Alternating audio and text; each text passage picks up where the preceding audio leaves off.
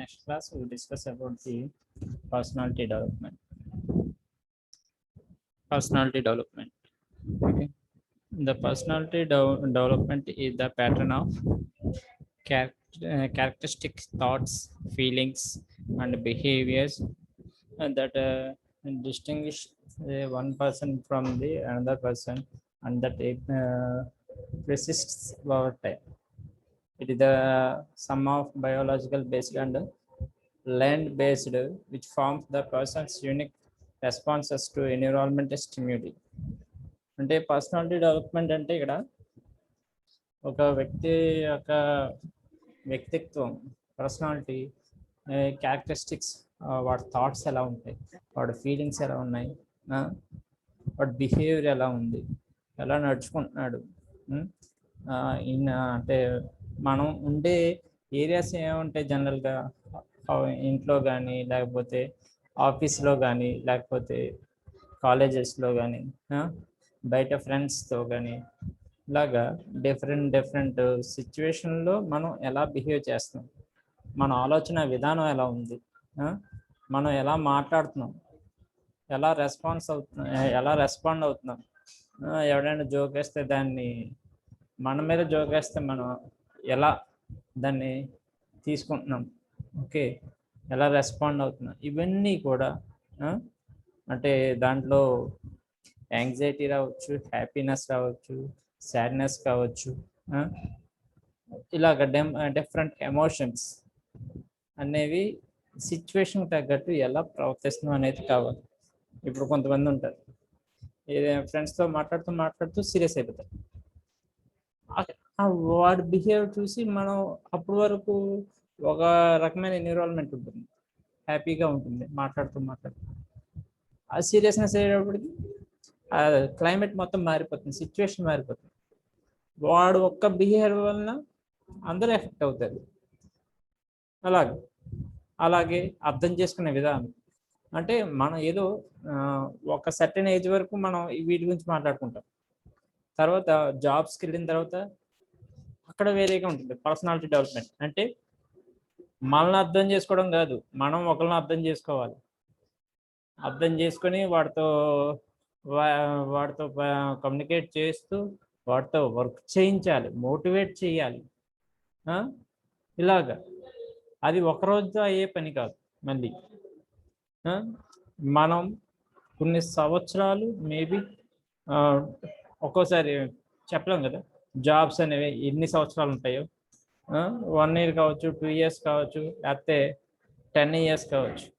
నువ్వు ఉన్నంతకాలం నువ్వు ఆ పర్సనాలిటీ డెవలప్మెంట్స్ నువ్వు డెవలప్ చేస్తూ ఉండాలి.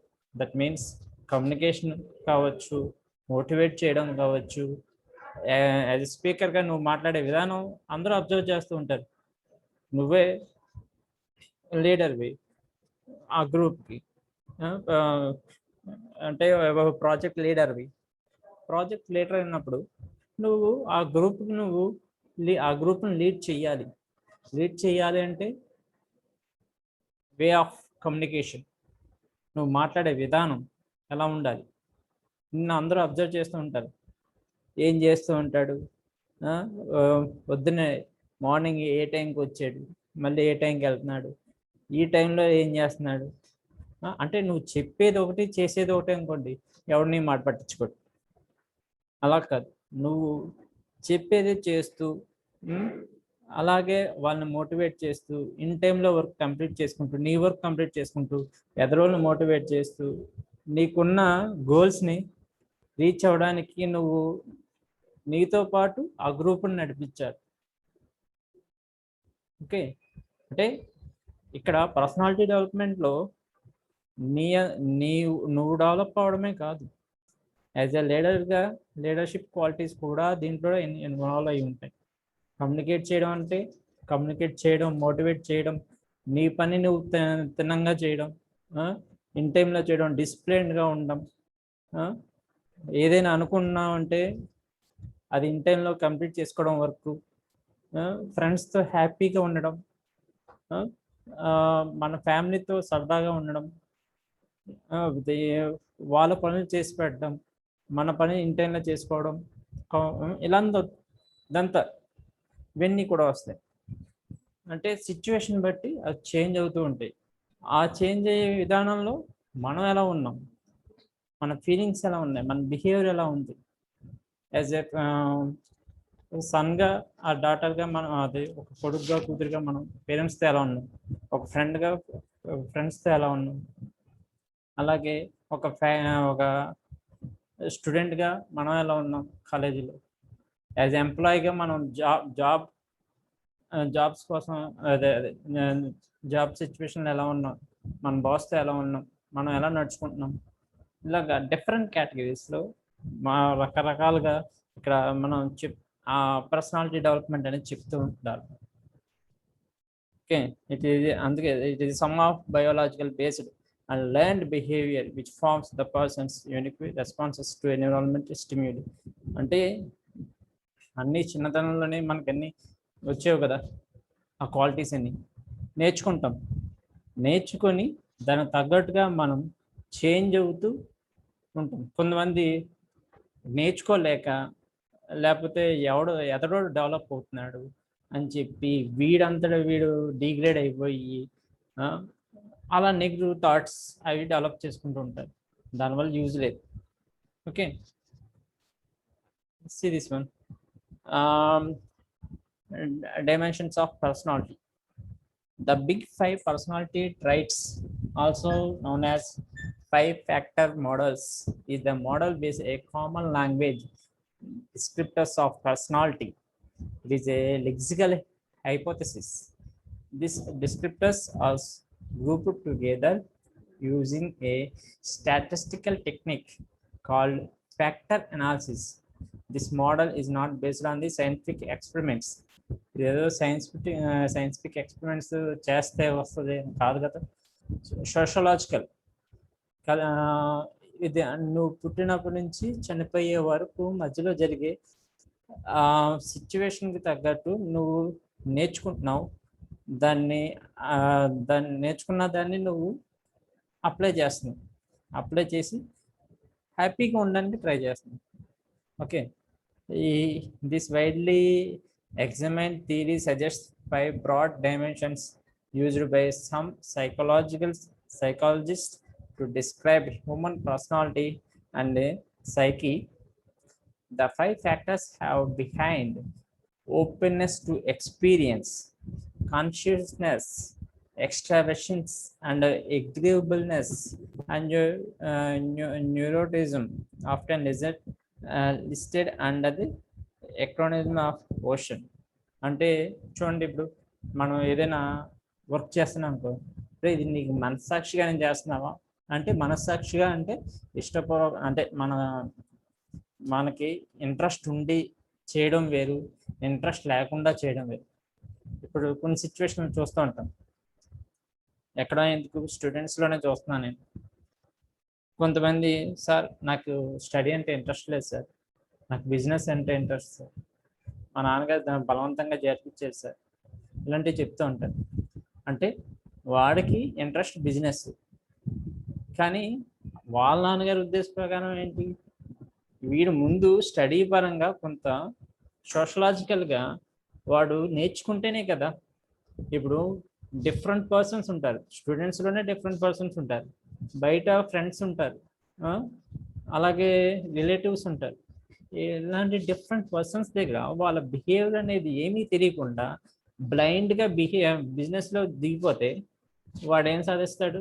మనుషులు అర్థం కాదు, ఎలాంటి మనుషులో తెలియదు, సిచ్యువేషన్ ఎలా ఉంటుందో తెలియదు, బయట మనం పెట్టిన పెట్టుబడి మళ్ళీ వస్తుందో రాదో తెలియదు, ఎవరిని నమ్మాలో తెలియదు. ఇలాంటి సిచ్యువేషన్లో బ్లైండ్గా బిజినెస్లో దిగిపోతే దానివల్ల యూజ్ లేదు. అదే ఒక టైం పీరియడ్లో దాన్ని ట్రైనింగ్ పీరియడ్ అనుకోవచ్చు కదా.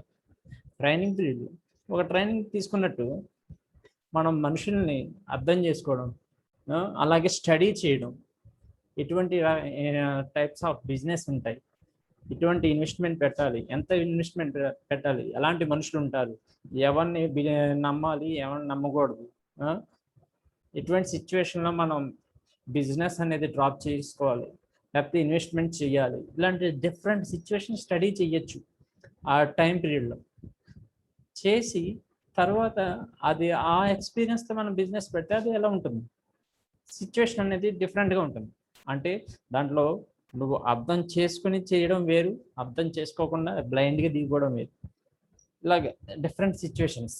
ఓకే, ఇక్కడ మనం చెప్పుకునేది ఏంటి, ఇక్కడ ఓపెన్నెస్ అంటే ఇంట్రెస్ట్తో చేసే పని, మనస్సాక్షిగా అంటే మనం ఇక్కడ పర్సనాలిటీ డెవలప్మెంట్ వాడు చెప్పేది ఏంటి, ఇక్కడ అర్థం చేసుకోవడం. ఏదైనా ఒక సబ్జెక్ట్ కావచ్చు, పర్సన్ కావచ్చు, ప్లేస్ని కావచ్చు, బిజినెస్ని కావచ్చు, అర్థం చేసుకోవాలి. ఇంట్రెస్ట్గా మనం ఆ ఫీల్డ్లో ఎంటర్ అయినప్పుడు దానికి తగ్గట్టుగా మనం అర్థం చేసుకుని మనకున్న అవకాశాలు ఏంటి, దాన్ని ఎలా యూజ్ చేసుకోవాలి, ఇంకా రిసోర్స్ ఏమున్నాయి, ఇంకా పర్సనాలిటీ డెవలప్మెంట్ ఏమేం కావాలి.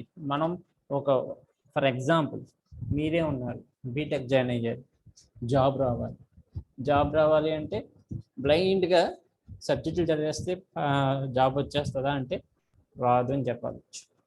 ఎలా అంటే అక్కడ కావాల్సిన రిసోర్స్ ఏంటి, ఓన్లీ పర్సంటేజ్ కాదు కదా, పర్సంటేజ్ కావాలి. Next time communication skills, way of talking, communication skills improve చేయాలి. అలాగే గ్రూప్ డిస్కషన్ కండక్ట్ చేసుకొని మీ గ్రూప్తో ఎలా రియాక్ట్ అవుతున్నారు, ఎలాగా డిస్కస్ చేస్తున్నారు, షేర్ చేసుకుంటున్నారా లేదా ఐడియాస్ని, ఇదొకటి కావాలి. అలాగే రైటింగ్ స్కిల్స్ ఎలాగో మీకు డెవలప్ అవుతాయి. మనం 4 years చేసే పని అదే కదా, రైటింగ్ స్కిల్స్ డెవలప్ అవ్వాలి, స్పీకింగ్ స్కిల్స్ డెవలప్ అవ్వాలి, ఒకటితో ఒకటి అండర్స్టాండింగ్ చేసుకునే కమ్యూనికేషన్ స్కిల్స్ ఇంప్రూవ్ అవ్వాలి.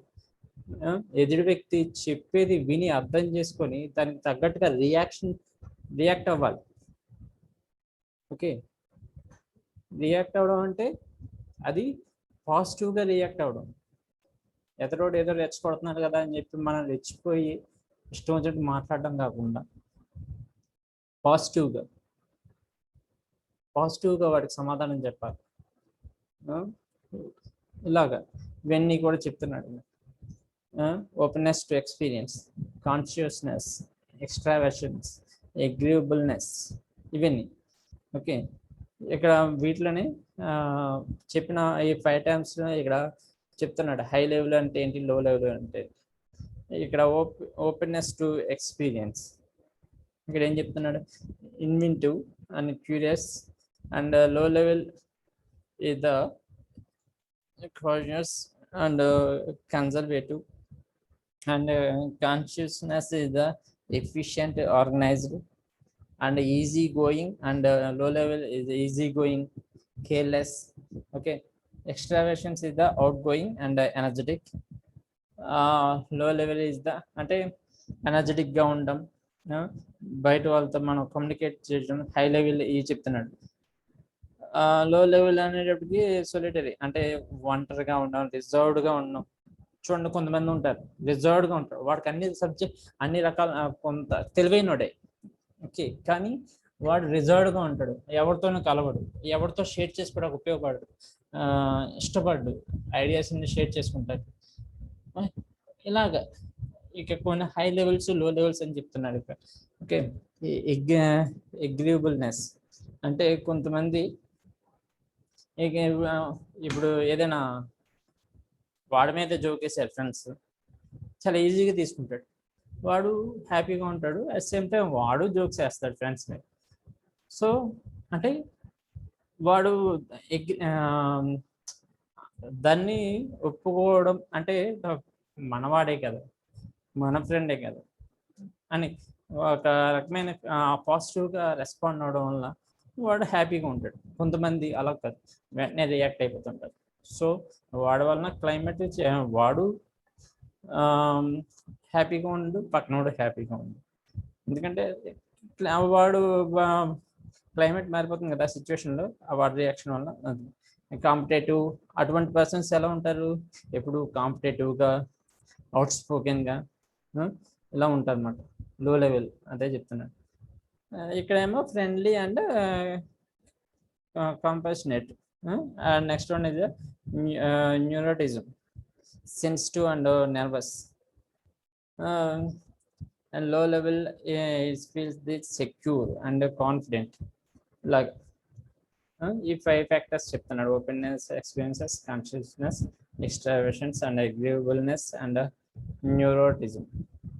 The 5 factors are assumed to represent the basic structures behind all personalities traits. They were defined and described by several different researchers during multi periods of research. అంటే ఇక్కడ మనం చూస్తుంటాం అంటే ఏదైనా ఒక job చాలా కష్టమైన జాబ్లో ఎంప్లాయీస్ అంత తొందరగా నిలబడలేదు. అంటే నిలబడడం అంటే ఆ సిచ్యువేషన్కి, ఆ క్లైమేట్కి, అక్కడ ఉండే వర్కర్స్ దగ్గర కావచ్చు, లేకపోతే మేనేజ్మెంట్ దగ్గర కావచ్చు, లేకపోతే బయట సిచ్యువేషన్ దగ్గర వాళ్ళు అంత హార్డ్ వర్క్ని వాళ్ళు తట్టుకోలేరు. అటువంటి ఎంప్లాయీస్ కూడా వీళ్ళు కొంతమంది ఏం చేస్తారు, జాబ్స్ కోసం టెస్ట్ చేస్తుంటారు, ఎంతవరకు నిలబడతారు. నిలబడడం అంటే ఏంటి, సిచ్యువేషన్ వాళ్ళు తట్టుకొని ఆ ఎంప్లాయీస్ నిలబడితేనే ఆ జాబ్స్ అనేవి వాటికి తగ్గట్టే వాటి శాలరీస్ ఉంటాయి, ప్రమోషన్స్ ఉంటాయి. ఇవన్నీ అటువంటి వ్యక్తుల వలన యూజ్ ఏంటంటే, ఇప్పుడు చూడండి, కొంతమంది కంపెనీస్లో కొంతమంది పర్సన్స్ ఫస్ట్ నుంచి ఉంటారు. అంటే వాళ్ళకి ఆ కంపెనీ ఎలా ఎస్టాబ్లిష్ అయినప్పటి నుంచి వాళ్ళకి తెలుసు కాబట్టి ఆ కంపెనీ సిచ్యువేషన్ వాళ్ళు అర్థం చేసుకుంటారు. దానికి తగ్గట్టుగా వాళ్ళు మేనేజ్మెంట్కి సలహాలు ఇస్తూ ఉంటారు. సో అటువంటి ఎక్స్పీరియన్స్ పర్సన్స్ ఇచ్చిన సలహాలు మేనేజ్మెంట్ కూడా కన్సిడర్ చేస్తుంది, ఎందుకంటే they have the more experience. Okay, వాళ్ళు మేనేజ్మెంట్ గురించి వీళ్ళకి తెలుసు, వీళ్ళ గురించి మేనేజ్మెంట్ తెలుసు కాబట్టి వాళ్ళ అండర్స్టాండింగ్ లెవెల్స్ హై ఉంటాయి. ఓకే, ఎలా అంటే ఫస్ట్ నుంచి వీడు ఏదైనా సిచ్యువేషన్ ఎలా అర్థం చేసుకుంటాడు, ఎలా ఉంటాడు, ఎలా కమ్యూనికేట్ చేస్తాడు, ఏదైనా ప్రాబ్లం వస్తే ఎలా సాల్వ్ చేస్తాడు, ఇవన్నీ కూడా దాంట్లో ఇన్వాల్వ్ అయి ఉంటాయి. ఓకే, చూడండి, employees or sometimes tested on the big 5 personality traits in a collaborative situations to determine what strong personality traits they can add to group dynamic. Business need to understand their people as well as their operations and the process. Understanding the personality okay.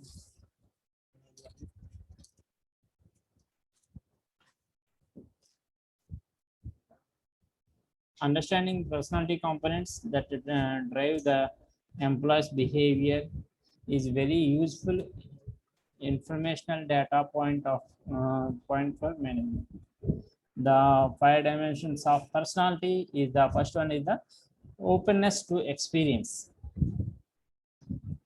Openness to experience describes the అంటే openness to experience అంటే ఏంటి, ఇప్పుడు నువ్వు ఏదైనా ఒక situation అర్థం చేసుకున్నావు, దానికి తగ్గట్టుగా రియాక్ట్ అవ్వడం. అంటే ఇంట్లో ఫర్ ఎగ్జాంపుల్ ఒక సబ్జెక్ట్ చదివాడు, సార్ ఎప్పుడు చదువుతాం కదా అంటారు. వాడు ఇంట్రెస్ట్గా వాడంతా వాడు ఇంట్లో ఎవరు చెప్పకుండా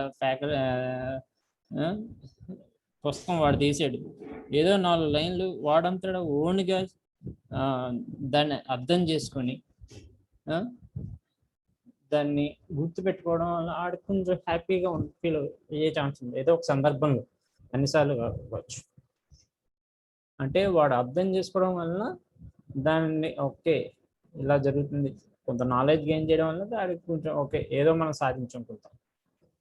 ఏదైనా ఒక పెయింటింగ్ చూసాం మనం, అందమైన పెయింటింగ్, కొంత ఫీల్ అవుతాం. ఓకే, దాన్ని మనం experience చేస్తామట.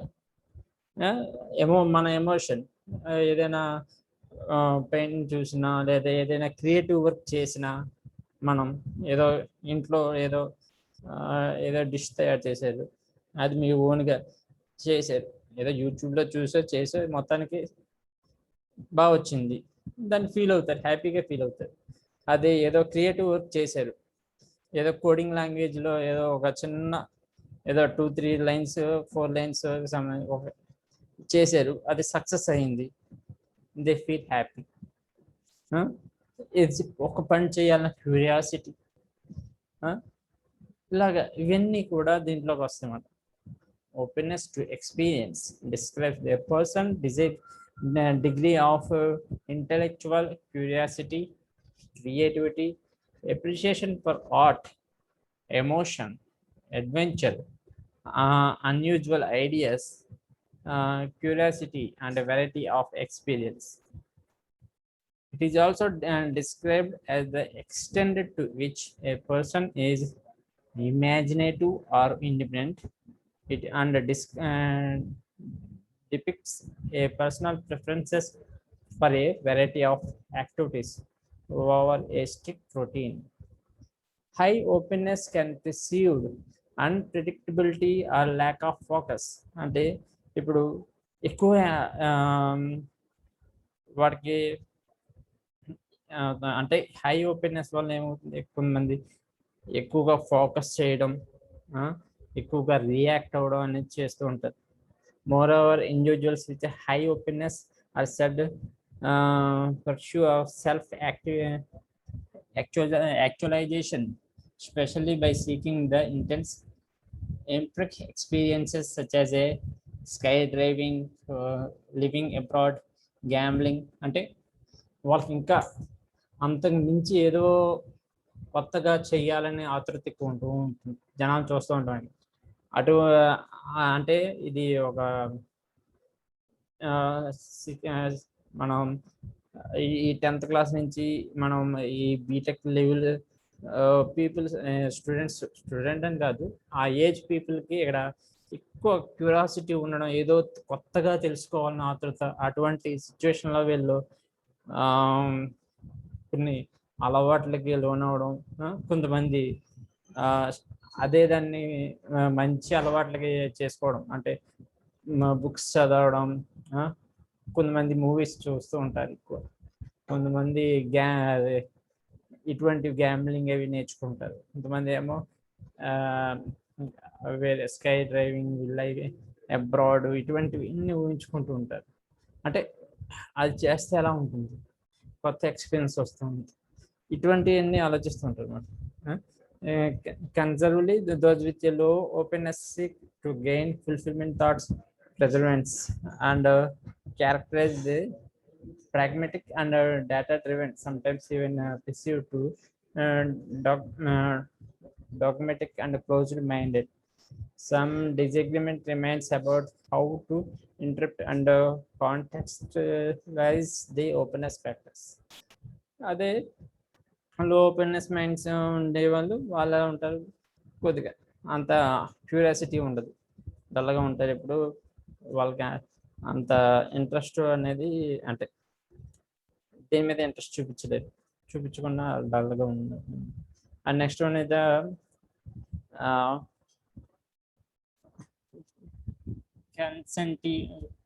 consentiveness, efficient, organized, versus easy going and careless.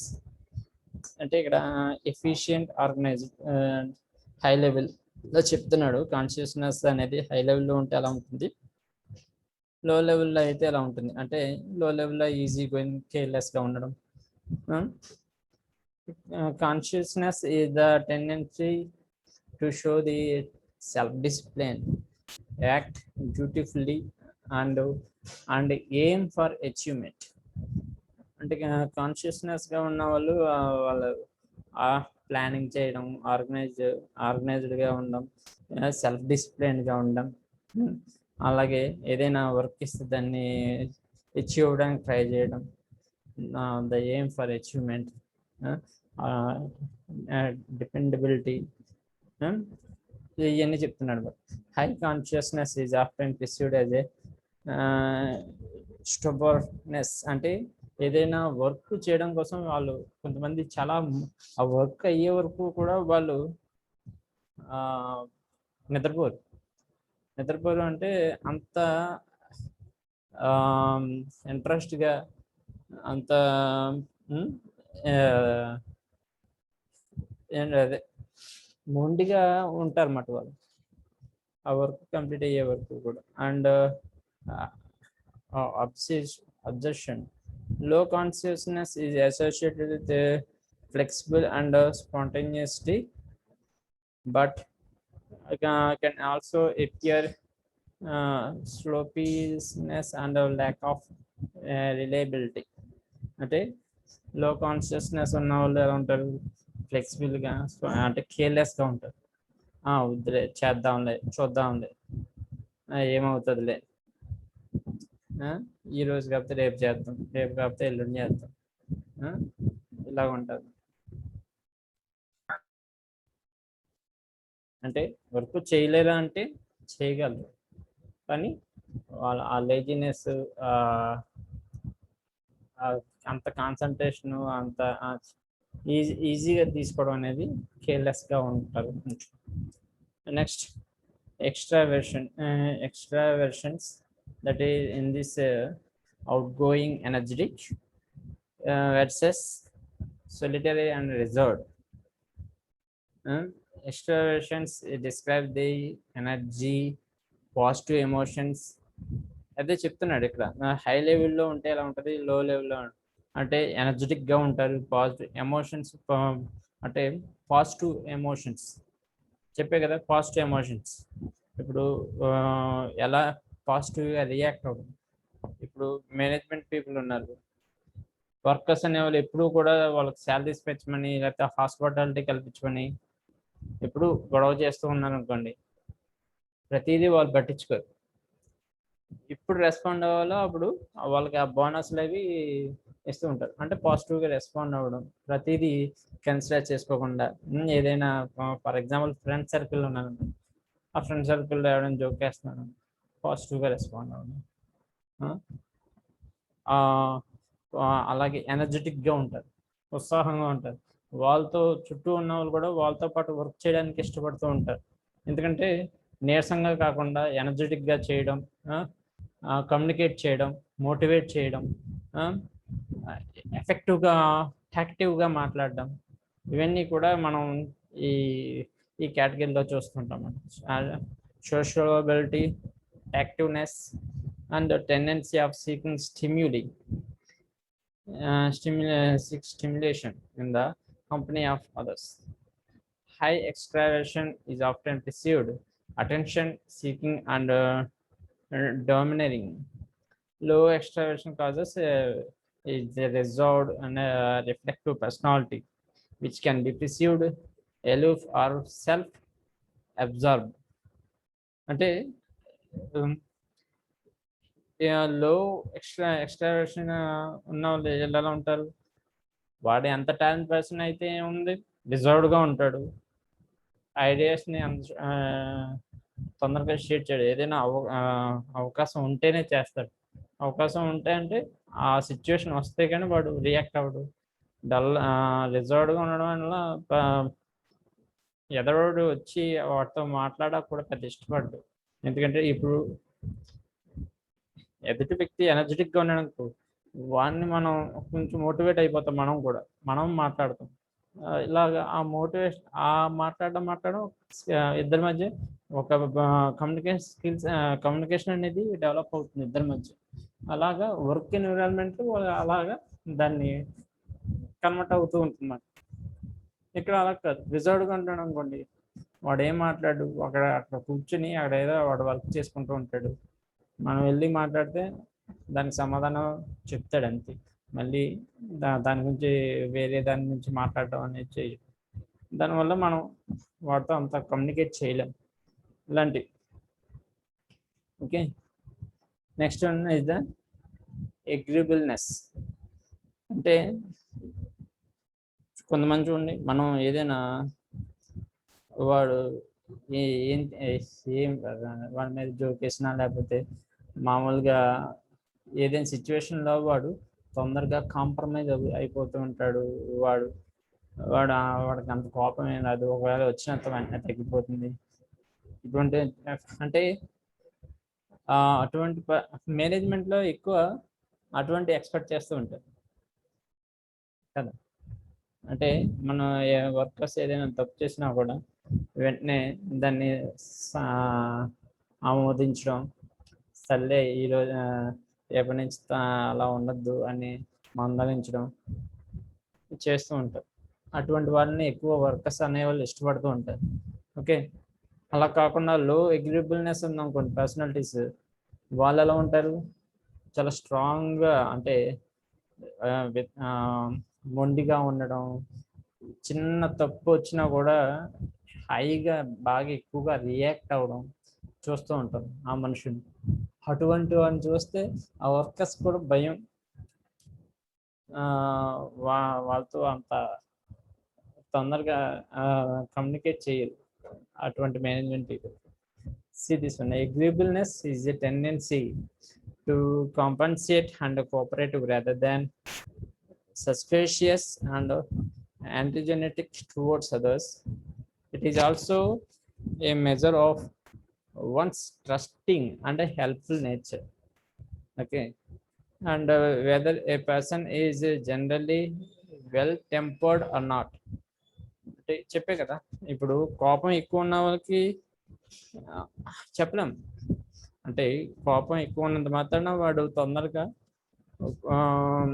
Compromise అవుతాడని చెప్పలేం. ఇప్పుడు కాంప్రమైజ్ వేరు, అగ్రీబుల్నెస్, యాంగ్రీనెస్ అనేది వేరు. ఇప్పుడు కోపం ఎక్కువ ఉన్నా వాడు తొందరగా కాంప్రమైజ్ అవ్వచ్చు, కోపం లేకపోయినా కాంప్రమైజ్ అయ్యే వ్యక్తులు ఉన్నారు. ఓకే, కొంతమంది అప్పటికప్పుడు చిన్న విషయానికి కాంప్రమైజ్ అవ్వరు అసలు, అంటే వాళ్ళ కోపంతో సంబంధం లేదు. ఓకే, అటువంటి అది కూడా one of the personality development, అంతే కదా. ఇప్పుడు కాంప్రమైజ్ అవ్వలేదు అనుకోండి, అదేదో చిన్న డిస్టర్బెన్స్, వర్క్లో ఏదో చిన్న డిస్టర్బెన్స్ వచ్చింది, దాన్ని కాంప్రమైజ్ అవ్వకుండా దాన్ని ఇష్టం వచ్చినట్టుగా ఆ వర్క్ని తిట్టేసి, లేకపోతే సబార్డినేట్ని తిట్టేసి వదిలేస్తే వాడి సిచ్యువేషన్ ఎలా ఉంటుంది, వాడు అలాగే, మనం ఎలా రియాక్ట్ అవుతామో ఎదురోడు కూడా అలాగే రియాక్ట్ అవుతాడు. దానివల్ల ఏమవుతుంది, వర్క్ అనేది డిస్టర్బ్ అయిపోతుంది, పెండింగ్ అయిపోతుంది, లేకపోతే వాడు సరిగ్గా చేయకపోవచ్చు. ఇలాంటి సిచ్యువేషన్ అన్నీ కూడా మనకు కావాల్సింది ఏంటి, మన వర్క్ ఇన్ టైంలో వాడితో చేయించగలగడం, ఇవి కావాల్సింది. So low agreeableness personalities often competitive and challenging people which can be seen argumentative or untrustworthy. Okay, and next one is the neuroticism. In this sensitive, nervous versus secure and confident. Neuroticism is the tendency of experience unpleasant emotions easily, such as anger, anxiety, depression, వాల్నరబిలిటీ. ఇందాక చెప్పుకున్నాం, ఇప్పుడు ఏదైనా ఒక వ్యక్తి personality అంటే బాగా develop అవుతున్నాడు అంటే రెండు రకాల మనుషులు ఉంటారు. ఒకటి ఆయన చూసి నేర్చుకొని వాళ్ళ డెవలప్ అవుదాన్ని ట్రై చేసేవాళ్ళు ఒకళ్ళు అయితే, వాడిని చూసి వాడు మనకంటే ఎక్కువ డెవలప్ అయిపోతున్నాడు, మనకంటే బాగా మాట్లాడుతున్నాడు, మనకంటే ఎక్కువ మార్క్స్ గెయిన్ చేస్తున్నాడు అని డిగ్రేడ్ అయిపోయి నెగిటివ్గా తయారవడం. ఓకే, ఇలాగ ఒకటి దేనికి ఉపయోగపడుతుంది, నువ్వు సెల్ఫ్ డెవలప్మెంట్కి నువ్వు డెవలప్ అవడానికి యూజ్ అవుతుంది. ఇంకొకటి నీ అంతా నువ్వు డిగ్రేడ్ అయిపోవడానికి, ఎందుకు పనికి రాకుండా పోవడానికి యూజ్ అవుతుంది. అంటే నువ్వు తీసుకునే విధానం అనేది ముఖ్యం మాట. ఓకే, దాంట్లోనే ఇక్కడ emotions easy such as anger, anxiety, depression and vulnerability, ఇవి ఒక్కొక్కసారి సిచ్యువేషన్లో మనకు తగులుతూ ఉంటాయి. అంటే కోపం రావడం, ఎక్కువగా యాంగ్జైటీ, అంటే వర్క్ ప్రెషర్ వలన కావచ్చు, ఫ్యామిలీ ప్రాబ్లమ్స్ వల్ల కావచ్చు. ఒక్కోసారి మంచిగా ఉన్న వ్యక్తే ఇటువంటి వాటికి లోనవుతూ ఉంటాడు, వాటిని కంట్రోల్ చేసుకోవాలి. ఓకే, ఒక్కోసారి ఇప్పుడు ఇంట్లోనే ఉన్నారు, ఫాదర్ ఉన్నారు, ఎప్పుడు పడితే అప్పుడు కోపపడతారు మన మీద, ఉండదుగా. అప్పుడు మనం ఏదైనా సరైన పని చేయకపోతే వాళ్ళను అప్పుడు కోపడతాం. ఆ సిచ్యువేషన్లో కోపం అనేది వస్తుంది. అదే మామూలు సిచ్యువేషన్లో చాలా కూల్గా ఉంటారండి. ఎలా అన్నమాట. యాంగ్జైటీ, ఏదైనా వర్క్ చేయాలన్న యాంగ్జైటీ, లేకపోతే డిప్రెషన్, ఏదైనా రిజల్ట్ సరిగ్గా రాలేదు, సబ్జెక్టులు అయ్యో మిగిలిపోయినాయి, ఆ టైంలో డిప్రెషన్కి లోన్ అయిపోవడం. ఎప్పుడు డిప్రెషన్లో ఉంటామా అంటే ఉండం. ఆ సిచ్యువేషన్ అప్పుడు ఆ రిజల్ట్స్ వచ్చిన ఆ 2 days 3 days వరలోనే డిప్రెషన్లో ఉంటాం. మళ్ళీ తర్వాత మనంతట మనం దాని నుంచి కొద్దిగా ఫ్రీ అయ్యి అప్పుడు మళ్ళీ చదవడానికి ట్రై చేస్తాం, పాస్ అవడానికి ట్రై చేస్తాం, ఎక్కువ మార్క్స్ గెయిన్ చేయడానికి ట్రై చేస్తాం. ఎందుకంటే మనకు తెలుసు ఇలా ఉంటే రేపు పొద్దున ఇలాగే సిచ్యువేషన్ ఉంటే మనం బీటెక్ కావడం కష్టం అని తెలుసు, లేకపోతే జాబ్ రావడం కష్టం అని తెలుసు. ఆ సిచ్యువేషన్ మనకు తెలుసు కాబట్టి మనం సిచ్యువేషన్ తగ్గట్టుగా మనం చేంజ్ అవుతూ ఉంటాం. ఎప్పుడు అదే యాంగ్జైటీలో కోపంగా కావచ్చు, డిప్రెషన్లో కావచ్చు, యాంగ్జైటీలో కావచ్చు, అదే సిచ్యువేషన్లో ఉన్నాం కదా, ఎప్పటికప్పుడు చేంజ్ అవుతూ ఉంటుంది. Neuroticism also refers to the degree of emotional stability and impulse control, and is sometimes refers to the by its low pole emotional stability. A high need for stability manifests as a stable and calm personality, but can be seen uninspiring and unconcerned. A low need for stability causes reactive and excitable personality, often very dynamic individuals, but they can be perceived as unstable and unsecure. ఇప్పుడు అలా స్టేబుల్గా కాకుండా అన్స్టేబుల్గా ఉన్నారనుకోండి, వాళ్ళు ఎలా ఉంటారు, కొద్దిగా ఎక్కువగా యాంగ్జైటీగా, డైనమిక్ నేచర్ అంటే కొద్దిగా ఎక్కువగా మాట్లాడడం కావచ్చు, వాళ్ళు చేసే పనులు అంటే అన్స్టేబుల్గా ఉంటారు, ఎప్పుడు కోపంగా, లేకపోతే డిప్రెషన్గా ఉండడం, ఎప్పుడు లేకపోతే ఆ డిప్రెషన్లో ఎదురుని తిప్పుతూ ఉండడం, ఇటువంటి చేస్తూ ఉంటారు. లేకపోతే చెడు అలవాటుకు లోనవడం ఉండడం, ఇలాంటివి చేస్తూ ఉంటారు. ఓకే ఓకే నెక్స్ట్ క్లాస్లో personality development and significance and importance of personality development వీటి గురించి చెప్పుకున్నాం, రిమైనింగ్ పార్ట్స్ గురించి. Thank you. అటెండెన్స్ తీసుకోండి, ఏ సెక్షన్ బి సెక్షన్ కూడా తీసుకోండి.